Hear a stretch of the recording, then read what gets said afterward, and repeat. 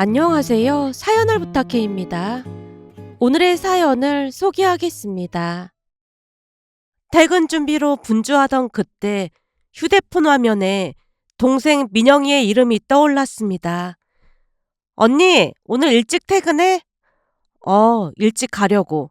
근데 그건 왜 물어? 그럼 갈 때 치킨 사갈 테니까 치킨에 맥주 한잔 할까? 뜻밖의 제안이었어요.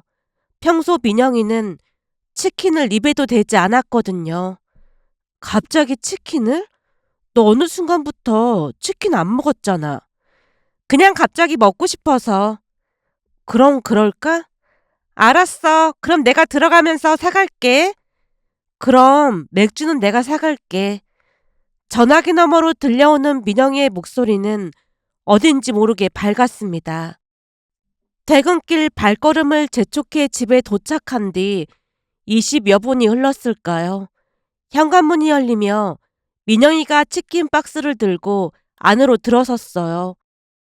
마주 앉아 박스를 여는 순간 민영이가 망설임 없이 닭다리 2개를 집어 제 접시 위에 올려놓았습니다. 너도 하나 먹어. 아니야, 난 닭다리 싫어해. 그게 무슨 소리야? 너 예전에 닭다리 엄청 좋아했잖아. 제 말이 끝나기 무섭게 민영이 얼굴에서 환한 빛이 스르르 사라졌습니다. 예전에 닭다리는 엄마 아빠만 먹을 수 있었잖아. 그 닭다리가 뭐라고 먹고 싶다고 울고불고 그랬는지 모르겠어. 언니, 그동안 내가 왜 치킨을 안 먹었는지 알아? 글쎄, 잘 모르겠어. 치킨 볼 때마다 암울했던 그때가 생각나.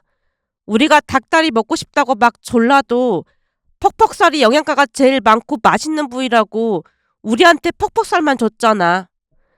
저도 모르게 조용히 고개를 끄덕였습니다. 민영이가 씁쓸한 표정으로 다시 말을 이어갔어요. 난 순진하게 부모님이 진짜 우리 건강을 생각해서 그런 줄 알았잖아. 근데 친구네 집에 놀러 갔더니 친구네 엄마가 치킨을 시켜주시는 거야. 집에서 하던 대로 퍽퍽살을 골라서 접시 위에 올려놨더니 친구 엄마가 닭다리를 친구랑 내 접시에 하나씩 놓아주더라고. 닭다리가 제일 맛있다고 하면서 말이야. 민영이의 목소리가 미세하게 떨렸습니다. 그거 알아? 나 그때 처음으로 닭다리 먹어봤잖아. 친구 엄마 말대로 정말 맛있더라. 순간 엄마 아빠만 맛있는 걸 먹으려고 그랬다는 걸 깨닫고 어마어마한 충격을 받았어. 그때가 초등학교 2학년 때였는데 아직도 기억이 생생하다니까. 그래서 전에 닭다리 먹겠다고 울고불고 했던 거야? 그게 닭다리가 맛있어서 그랬다기보다는 친구네 엄마는 친구한테 맛있는 부위만 골라서 주는 모습 보면서 부러움과 동시에 우리 부모님은 왜 그럴까 하는 생각이 들었거든. 그때 이후로 치킨 먹을 때마다 혹시나 우리가 달라고 할까봐 부모님이 닭다리를 개눈 감추듯 먹는 모습이 떠오르면서 입맛이 뚝 떨어지더라고. 그래서 치킨을 안 먹었던 거야. 민영이의 말을 듣는 동안 가슴 한편이 시리도록 아려왔습니다. 사는 내내 부모님은 변변한 일자리 하나 구하려 애쓰지 않았어요. 할아버지 할머니께 손을 벌려 받아쓰거나 이런저런 핑계로 돈을 빌려 근근히 살아갔습니다. 그러다 보니 경제적으로 넉넉할 리 없었고 대학이라는 곳은 아예 꿈도 꿀 수 없는 세계였어요. 성적이 나쁘지 않았다 보니 담임 선생님께서 대학 진학을 권유했지만 엄마가 단호하게 거절했다고 했어요. 학교를 다녀온 엄마가 비웃듯 말을 했거든요. 난 이래서 선생이란 작자들이 마음에 안 들어. 거점 국립대를 가면 전액 장학생으로 갈 수 있다고 설득을 하는 거야. 근데 대학이라는 게 학비만 해결된다고 다 되는 건 아니잖아. 이래저래 돈이 많이 들어갔는데 말이 안 되는 거지. 그래서 내가 그럼 생활비를 선생님이 대줄 거냐. 게다가 대학 안 가고 바로 취업하면 집안 살림에 보탬이 될 텐데 내가 미쳤다고 대학 보내냐고 큰소리치고 왔어. 2번 다시 민주한테 대학 얘기 꺼내면 가만 안 있을 거라고 했으니까 민주 너는 선생님 말 들을 필요도 없어. 알겠니? 그날 엄마가 선생님께 어찌나 큰 소리를 쳤던 것인지 선생님은 2번 다시 대학 이야기를 꺼내지 않았어요. 고등학교를 졸업하고 저는 대기업 생산직에 취업했습니다. 그곳에서 받은 월급 대부분은 부모님께 보내드렸어요. 그때 당시에는 그게 당연하다고 여겼는데요. 제 마음 깊은 곳에서는 동생만큼은 저와 같은 삶을 살지 않기를 바라는 마음이 컸습니다. 제가 돈을 벌어 보내드리면 동생에게 많은 도움이 되리라 믿어 의심치 않았거든요. 하지만 그건 그저 제 착각이었다고 해야 할까요? 생활비를 빼고 전액을 송금했지만 부모님은 그 돈을 흥청망청 써댔습니다. 백화점에 가서 맞지도 않는 구두를 사신거나 먹고 노는데 그 돈을 다 써버렸으니까요. 어느 날은 민영이에게서 다급한 전화가 걸려왔습니다. 언니, 돈 보내지 마. 그게 무슨 소리야? 그 돈으로 엄마 아빠 술 마시고 난리도 아니야. 그러니까 보내지 마. 결국 몸이 좋지 않아 회사를 그만뒀다고 둘러댄 채 돈을 보내지 않았어요. 혹시 회사로 전화가 올까 싶어 전화가 걸려오면 그만뒀다고 말해달라는 부탁도 잊지 않았고요. 한 차례 확인 전화가 왔었다고 하지만 그만뒀다고 하자 더 이상 전화는 없었습니다. 그 이후에는 작은 공장에 취업해서 월급이 많이 줄었다는 핑계로 매달 50만 원씩만 보냈는데요. 그 바람에 역시나 난리가 났습니다. 집에 오라는 말에 주말에 내려갔더니 엄마가 불같이 화를 냈거든요. 그 좋은 회사 때려치고 아주 잘하는 짓이다. 젊은 애가 아프긴 해 아파. 그래도 대기업인데 회사에서 그런 편의도 안 봐준다니. 들어올 사람이 줄 섰는데 나 같은 사람을 왜 기다려주겠어. 그러게 그 좋은 회사를 왜 그만두고 난리야. 네가 그 회사 그만두는 바람에 지금 얼마나 힘들게 살고 있는 줄 알아? 엄마가 빽하고 원망의 소리를 질렀습니다. 그 모습에 참다 못해 저도 화를 내고 말았어요. 그럼 엄마 아빠도 일을 하면 되잖아. 대학 가지 말라고 해서 나도 고등학교 졸업하자마자 일하고 있는데 엄마 아빠는 왜 일도 안 하고 그러고 있는 거야? 내 친구 부모님은 자식 대학 보내려고 새벽부터 밤 늦게까지 일한다고 하던데 엄마 아빠는 왜 일도 안 하고 나만 바라보고 있냐고. 그날 처음으로 큰 목소리로 불만을 토해냈지만 순식간에 엄마가 제 뺨을 올려붙였어요. 이게 어디서 베어먹은 버르장머리야? 누가 부모한테 이따위로 싸가지 없이 행동하래. 당장 가서 설거지나 해. 온 김에 욕실 청소도 다 하고 가고. 그 와중에 엄마는 제게 집안일을 시켰습니다. 참 대단하다는 생각에 눈물이 비오듯 쏟아졌어요. 하염없이 흘러나오는 눈물을 훔치며 설거지를 하고 집안 청소를 했습니다. 잠시 후 민영이가 저를 데리고 밖으로 나가더니 놀라운 말을 꺼냈어요. 언니 이제 다 컸잖아. 불러도 집에 오지 말고 언니 인생 살아. 집에 돈도 보내지 마. 그것만 기다리는 부모님 보면서 느낀 게 그게 오히려 독이 되는 것 같아. 그러니까 그냥 언니 인생 살아. 그동안 언니도 고생 많이 했잖아. 나도 고등학교 졸업하자마자 바로 취업해서 이 집구석 떠날 거야. 너 공부 잘하는데 대학 가야지. 집구석이 이 모양 이 꼴인데 대학은 무슨 대학이야. 엄마 아빠가 대학 보내줄 형편도 안 되고 만약 대학 얘기했다가 전에 언니네 선생님한테 했듯이 그러기밖에 더 하겠어. 난 그냥 포기하고 취업할 참이야. 돈 좀 벌어서 야간 대학 갈까 생각 중이야. 민영이는 저보다 생각이 더 깊고 냉철했다고 해야 할까요? 이미 모든 것을 철저하게 계획하고 있는 듯해 보였습니다. 그런 민영이를 향해 제가 조용히 입을 뗐어요. 민영아, 사실 언니 그 회사 계속 다니고 있어. 그만둔 거 아니었어? 그만뒀다고 하고 집으로 보내는 돈 줄인 것 뿐이야. 그래서 말인데 언니가 대학 등록금 내줄 테니까 넌 꼭 대학 가. 언니가 고생한 돈으로 대학 가는 거 싫어. 요즘 세상에 장녀라는 이유만으로 희생하는 것 자체가 말이 안 되는 거잖아. 내 인생은 내가 알아서 할게. 언니가 겪어보고 하는 소리니까 그냥 대학 가. 대학 가서 더 좋은 회사 취직하면 네가 언니 도와주면 되잖아.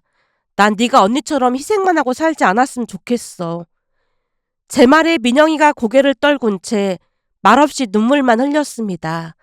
그 뒤 민영이는 고등학교를 졸업하자마자 집을 나왔어요. 민영이 일로 인해 부모님께 다시 한번 실망했는데요. 엄마가 전화를 걸어 기막힌 말을 했거든요. 이게 미쳐도 단단히 미쳤다니까. 문자 한 통 남겨놓고 집을 나갔어. 혹시 너한테 연락 온 거 있어? 아니, 나한테도 연락 없었어. 빨리 취업해서 집안에 보탬이 될 생각은 안 하고 걔가 미쳐도 단단히 미쳤다니까. 걔 고등학교 졸업할 때만 기다리고 있었는데 우린 어쩌라는 거야? 너한테 진짜 연락 안 했어? 연락 안 했다니까. 그리고 난 기숙사에 있는데 연락해도 같이 지낼 수도 없잖아. 나 바쁘니까 이만 전화 끊어. 지금까지 키워놨더니 배은망덕한 인간이네. 엄마가 방방 뛰며 난리를 쳤습니다. 지금도 이해할 수 없었던 것이 딸이 집을 나갔으면 찾아볼 생각을 해야 하는 게 당연한 일일 텐데 부모님은 찾아볼 생각조차 하지 않았어요. 그저 원망만 늘어놓을 뿐이었습니다. 사실 민영이는 제가 마련해준 월세방으로 간 상황이었거든요. 조금만 알아보면 쉽게 찾을 수도 있었을 텐데 그런 의지조차 없어 보였어요. 그날 민영이에게 전화를 걸어 한숨을 내쉬었습니다. 민영아, 언니가 이해가 안 되는 게 있는데 엄마 아빠 참 이상한 것 같아. 언니, 엄마 아빠 이상하다는 건 온 세상 사람들이 다 아는 사실인데 새삼스럽게 뭘 그런 말을 하고 그래. 아니, 딸이 집을 나갔으면 여기저기 수소문해서 알아봐야 하는 게 정상 아닐까? 조금만 알아보면 찾을 수도 있을 텐데 나한테 물어본 게 다야. 어떻게 그럴 수가 있는지 이해가 안 돼서 그래. 전에 할머니가 하신 말이 있는데 두 분 다 그냥 뭘 하려는 의지조차 없대. 그냥 본능대로만 산다고 막 화내셨던 기억이 나. 아마도 나를 찾는 것 자체가 귀찮고 싫었을 거야. 찾으려면 발품을 팔아야 하는데 그것조차도 하기 싫은 거지. 거기다 나는 매번 엄마 아빠한테 말대꾸하고 언니보다 거칠게 나갔잖아. 그러다 보니 별 도움이 안 될 거라고 생각하는 것 같기도 해. 전에 방학 때 잠깐 아르바이트 했는데 그 돈 달라고 해서 내가 완전 난리치고 안 줬잖아. 그런 일이 있었어? 그때 내가 주말마다 불판 닫고 그랬거든. 근데 그 돈 달라고 난리를 치는데 진짜 말이 안 나오더라. 그래서 결국 경찰서에 간 적이 있거든. 뭐? 경찰서에? 어, 엄마 아빠 성격에 경찰이라고 하면 아주 기겁을 하거든. 그래서 거기로 오라고 했어. 경찰서에서 얘기하자고. 그랬더니 독한 년이라고 하더니 더 이상 돈 달라는 말 안 하더라고. 거기다 그때 경찰 아저씨가 엄청 좋은 분이셨어. 나를 집에 데려다 주면서 명함 하나를 건네주더니 하는 말이 혹시 무슨 일이 있으면 아저씨한테 전화해. 아저씨가 바로 찾아올게 그랬거든. 그 뒤 그 경찰 아저씨가 일부러 집에도 가끔 찾아와서 나한테 이것저것 묻기도 했어. 그러다 보니 굳이 찾으려고 하지 않는 것 같아. 근데 그런 말 듣고 겁을 먹는다는 것 자체가 나도 참 이해가 안 되긴 해. 둘이 성격도 완전 비슷하다니까. 암튼 긁어부스럼 만들기 싫기도 하고 귀찮아서이기도 할 거야. 생각해보면 그때 경찰서에 가길 잘한 것 같아. 그 경찰 아저씨 덕분에 내 눈치를 봤으니까. 동생 말에 입이 다물어지지 않았습니다. 민영이는 저와는 달리 부모님 말에 순종하지 않았어요. 거기다 두 분 다 천성이 게으르다 보니 무언가를 계획하고 실행하기도 귀찮아 했습니다. 그 모습을 볼 때마다 치가 떨릴 정도로 소름이 돋았어요. 마치 게으른 배짱이를 연상케 했으니까요. 하지만 그때 당시에는 그게 오히려 도움이 되었다고 해야 할까요? 그 이후에도 부모님은 민영이를 찾지 않았거든요. 지나가는 말로 혹시 소식이 있냐고 묻는 게 전부였습니다. 그렇게 민영이는 대학에 입학했고 아르바이트를 몇 개씩 병행했어요. 그러던 어느 날은 민영이가 아르바이트를 하다가 고열로 쓰러졌다는 소식을 듣고 부랴부랴 병원으로 향했습니다. 다행히 피로 누적이라는 말에 링거를 맞고 태어날 수 있었는데요. 제가 붙잡고 경고 아닌 경고를 했습니다. 언니가 대학 보내준다고 했는데 왜 이렇게 미련하게 행동해? 언니 고생하는데 편하게 지낼 수가 없었어.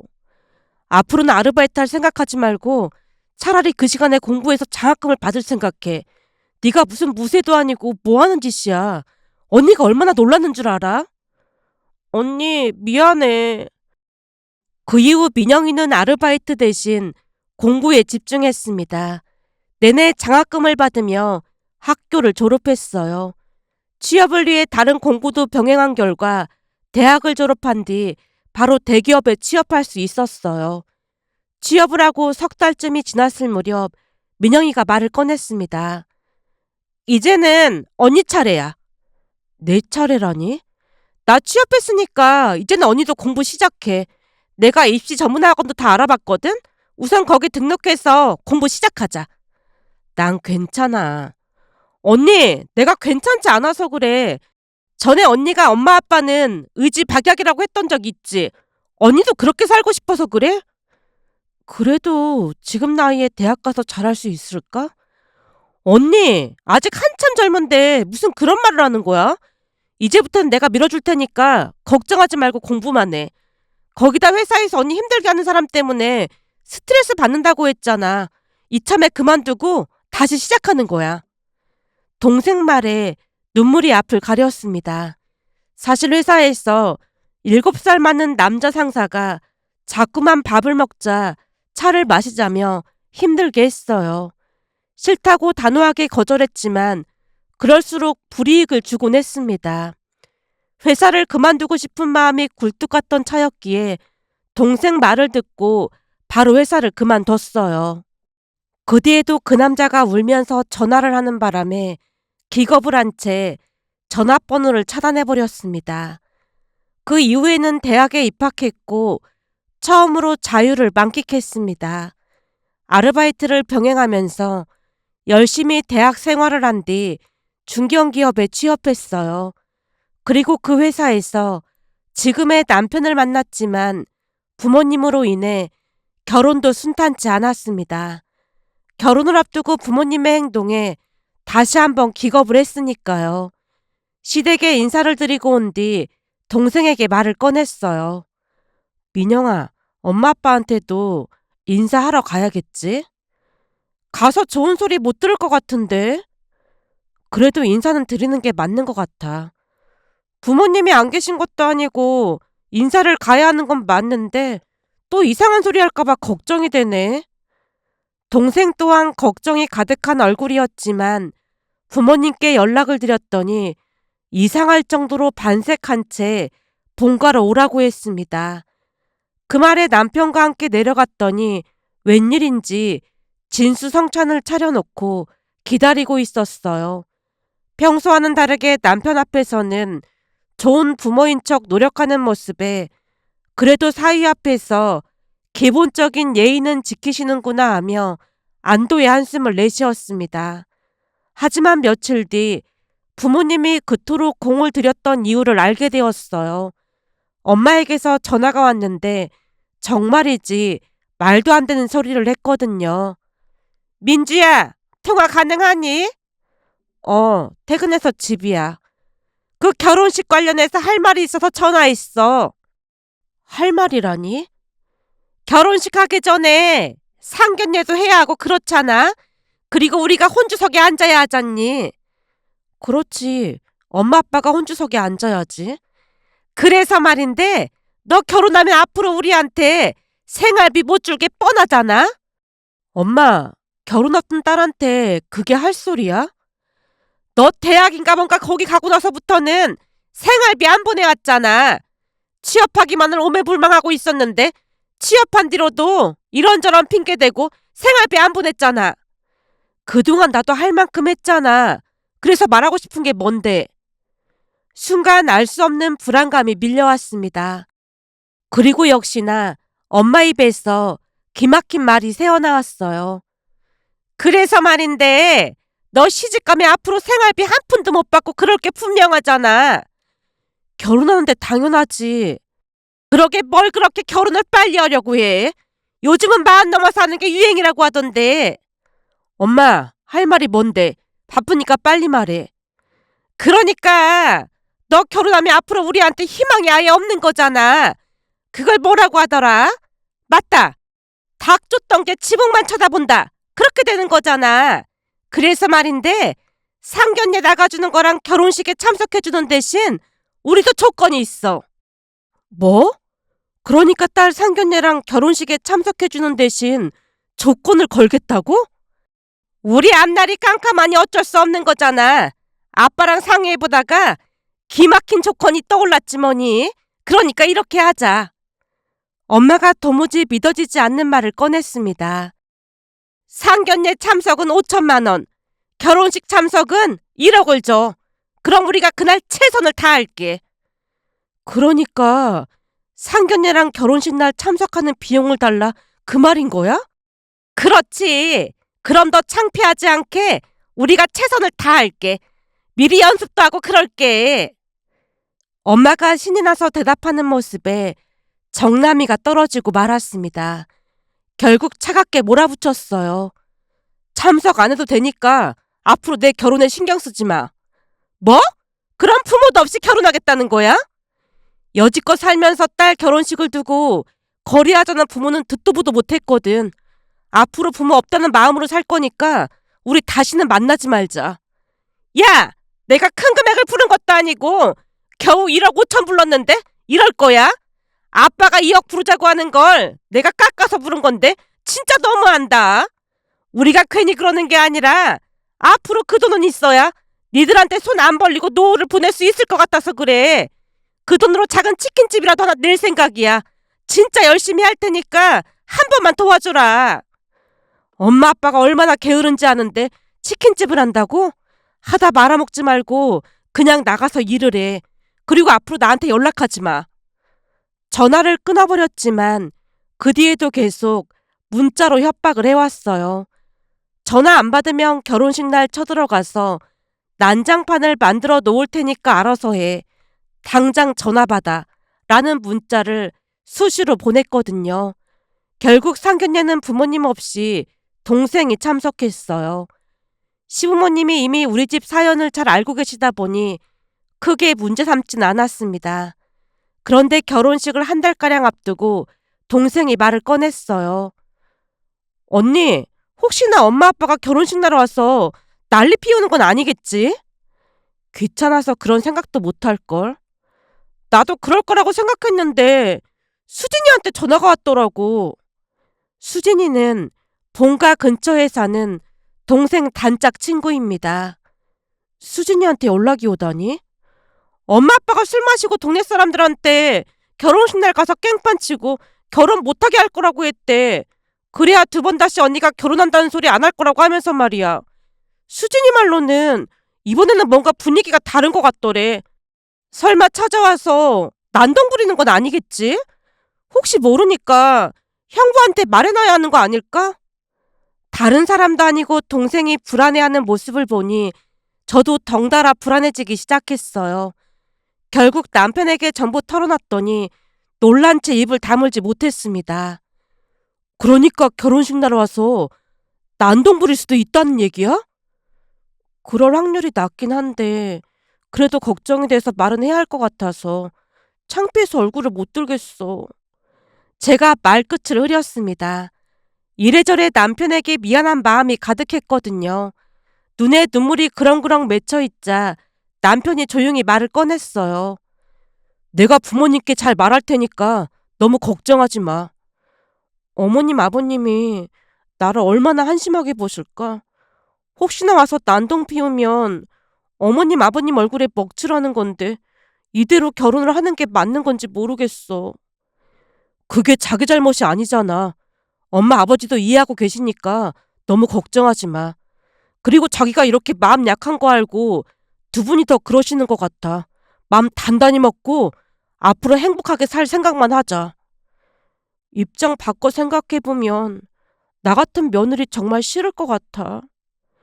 물론 제 잘못은 아니었지만 서러운 마음에 눈물이 비오듯 쏟아졌습니다. 하지만 예상과는 다르게 결혼식 날 우려했던 일은 일어나지 않았습니다. 신부 대기실에서 마음을 졸이고 있던 제게 동생이 와서 말했거든요. 언니, 게을러서 찾아올 생각조차 안 할 거라는 언니 말이 맞았던 것 같아. 수진이가 전화해봤더니 그냥 집에 있더래. 그러니까 너무 걱정하지 마. 진짜야? 진짜 수진이가 확인해봤대? 5분 전에 전화하고 나한테 말한 거니까 걱정 안 해도 돼. 그제서야 안심할 수 있었습니다. 시어머님이 신부 대기실로 들어와서 등을 토닥여 주셨어요. 지금까지 내가 본 신부 중에 우리 며느리가 제일 예쁘다. 이렇게 착하고 예쁜 며느리 봤다고 다들 칭찬이 자자해. 어머님, 많이 부족한데 좋게 말씀해 주셔서 감사해요. 부족하긴 뭐가 부족해. 이제부터 내가 엄마 해줄 테니까 걱정 붙들어 매. 나도 예전부터 딸이 있었으면 했거든. 정말 감사합니다. 그 이후 걱정은 접어두고 행복한 마음으로 결혼식을 올렸습니다. 그런데 신혼여행을 다녀온 뒤 동생에게 충격적인 이야기를 들었어요.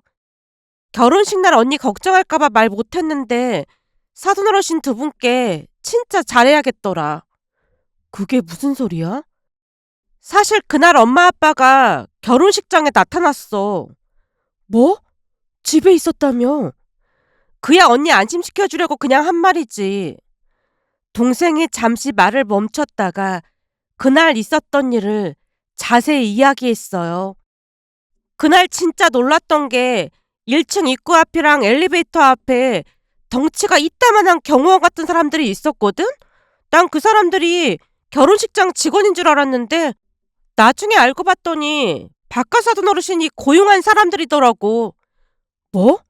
아버님이 사람을 고용했어? 결혼식 며칠 전에 형부가 엄마 아빠 사진을 달라고 했거든. 그래서 수진이한테 부탁해서 수진이 엄마한테 최신 사진을 찍어서 보내라고 했어. 그것도 얼마나 웃기냐면 수진이 엄마가 술을 사주면서 함께 사진 찍자고 했더나 봐.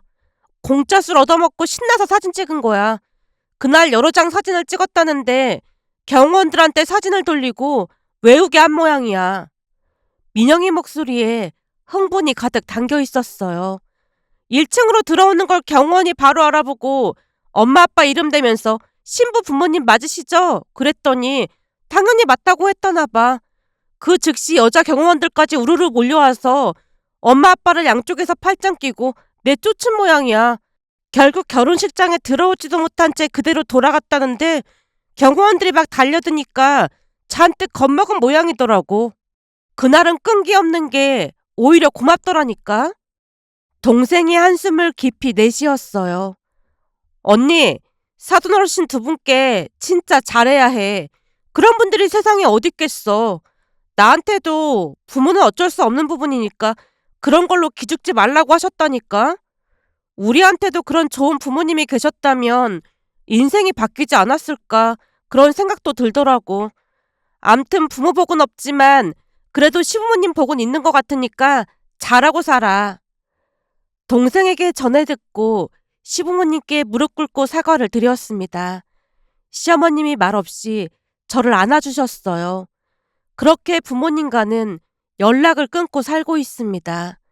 그러는 사이에 아들도 낳아서 더욱 행복을 만끽하고 있어요. 며칠 전 SNS에 시부모님과 여행 다녀온 가족 사진을 올렸더니 친구 한 명이 부모랑 영 끊고 살면서 시부모님만 챙기는 게 맞는 거냐며 질투 섞인 댓글을 적어놓은 게 아니겠어요. 그런데 그 댓글에 시어머님이 답글을 작성해서 깜짝 놀랐는데요. 친구 일에 함부로 이러쿵저러쿵 하는 거 보니 진정한 친구가 아닌가 보네요. 이제부터 내가 우리 민주 엄마니까 내 딸한테 말 함부로 하지 마세요. 라는 답글이 적혀 있었어요. 그리고 그 답글 밑으로 응원 메시지가 줄줄이 달렸습니다. 그 답글을 캡처해서 보고 또 봤는데요.